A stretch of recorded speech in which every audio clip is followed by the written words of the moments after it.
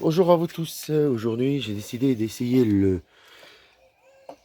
Air Force de chez CN400 et de chez Leroy Merlin. Quand je suis été chez Leroy Merlin pour demander s'ils avaient des retours de l'expérience sur ce robot tondeuse, ils me disaient non.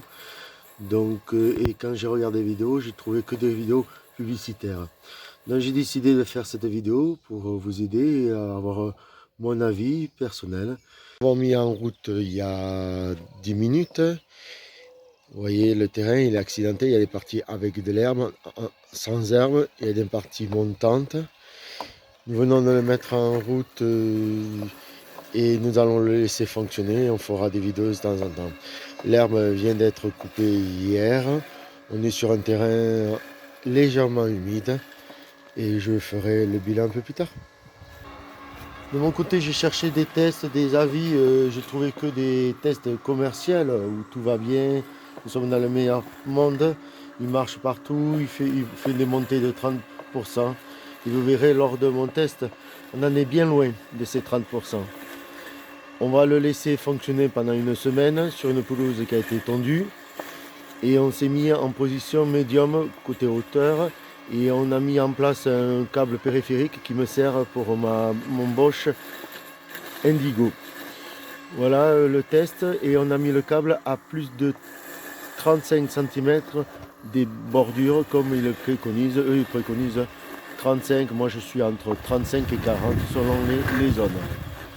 Donc on va le laisser faire et petit à petit je ferai des vidéos et je vous verrai ce que ça donne. Ce test est fait en réel sur un terrain voire humide, accidenté avec une pente inférieure à 20 degrés ou certains plats et un terrain en L.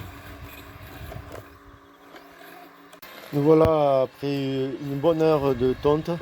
Il est loin d'avoir fait un tiers, un quart du terrain, d'être passé. Pour moi, il a dû faire entre 10 et 20% de la surface, il a dû tondre du terrain. Voilà, ça fait un peu plus d'une heure qu'il tond. On est à une heure et quart, pas tout à fait, ouais, une heure et quart passée. Et là, il rentre gentiment à la base. Et côté en une heure, un peu plus d'une heure, on est à un tiers du jardin. Voilà, il rentre tranquillement. Et vous voyez, il s'est pas bien mis. Et là, il ne va pas reculer pour bien se remettre. On va voir. Là, on fait un point vidéo. Nous l'avons mis à 7h30.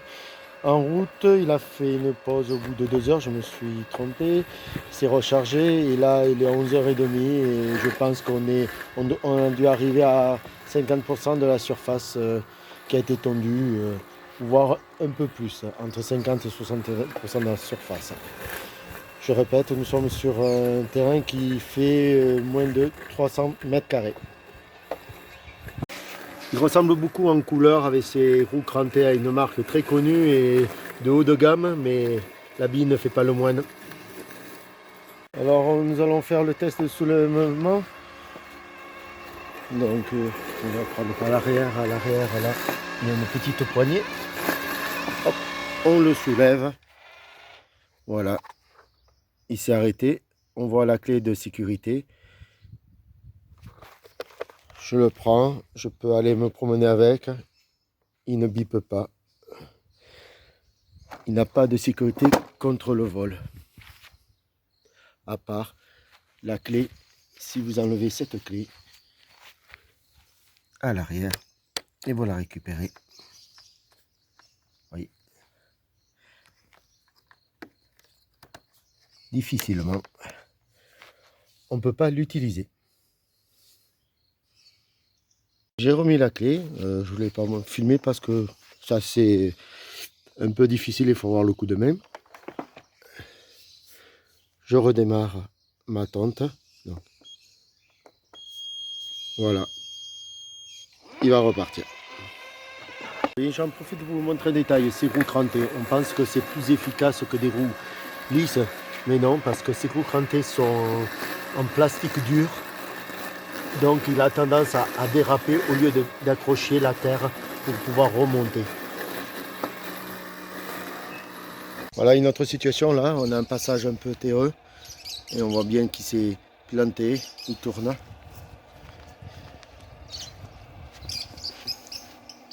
Voilà, si j'interviens pas, il serait resté comme ça toute la journée jusqu'à qu'il n'ait plus de batterie.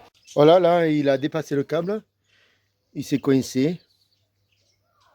Nous avons bien respecté les 35 de distance entre le mur et les différents obstacles, même au-delà. Et voilà, il a dépassé. Voilà, je l'ai remis. Nous sommes dans une zone en zigzag. Donc on voit le câble porteur qui vient, qui repart, qui longe ce petit mur et qui relonge ce mur. Voilà, c'est dans cette zone où il n'a pas pu s'en sortir. Voici le cas typique où il est coincé. Il y a une petite descente avec un petit rebord là. Et là, il va vous labourer pendant 10 minutes pour s'en sortir. Et il n'arrive plus à s'en sortir. Voilà le cas où il a dépassé le câble. Nous étions bien à plus de 35 cm du bord. Et vous voyez aussi, il accroche le câble. Même si je l'ai bien... Il accroche le câble avec ses crampons. Donc si vous coupez trop bas, vous aurez eu le câble coupé. Ça m'est déjà arrivé. Et là, il est dans le trou. Même si je l'ai mis à plus de 40 cm. Vous voyez bien là, dans la zone où il est tombé, nous sommes bien au-delà de la préconisation. Nous sommes à 40 cm. Exemple là de la montée, il s'est bloqué.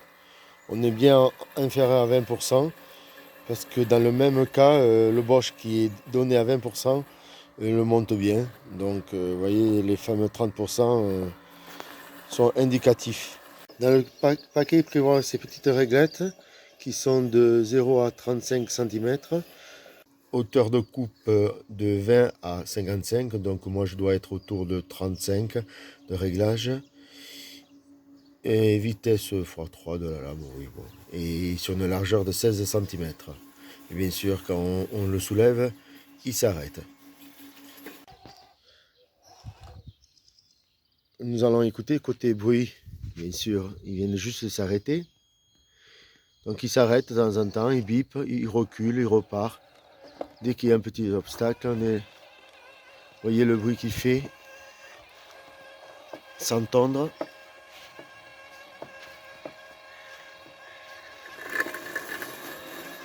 Et là, il s'est mis à tondre. Voilà, petit truc que j'ai vu. Vous voyez, il a des crampons. Et le problème, quand on vient d'installer le câble, il a tendance à l'accrocher, à le sortir de l'herbe et de le couper. Voilà. Nous allons faire maintenant la conclusion. Donc, si vous avez un jardin, type jardin de Ken et Barbie, tout parfait, bien plat, pas de bosse, lisse, je pense qu'il fera son affaire pour une surface de 300 mètres carrés. Mais si vous avez un jardin accidenté comme moi ou avec de la pente, tout ça, je pense qu'il faut passer sur un autre modèle et pas acheter ce modèle car je crois qu'il n'est pas fait pour ce type de terrain.